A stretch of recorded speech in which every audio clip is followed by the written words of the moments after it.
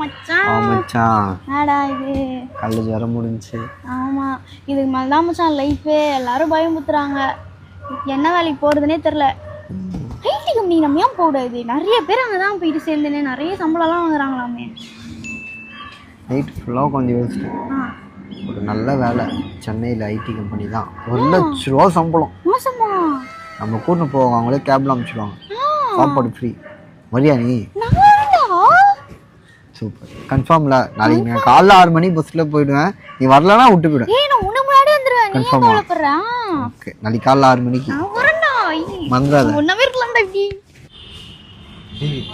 சென்னை வந்துச்சாங்களா? வந்துச்சா? என்னடா இது நம்ம ஒரு மார்க்கெட்டை விட பஸ் ஸ்டாப்ல இவ்வளோ கூட்டமா இருக்குது. விடு, நான் சொல்றது நல்லா காது குத்திக்குது. சொல்லு நம்ம போய் அங்கே வேலை தேட போகிறோம்.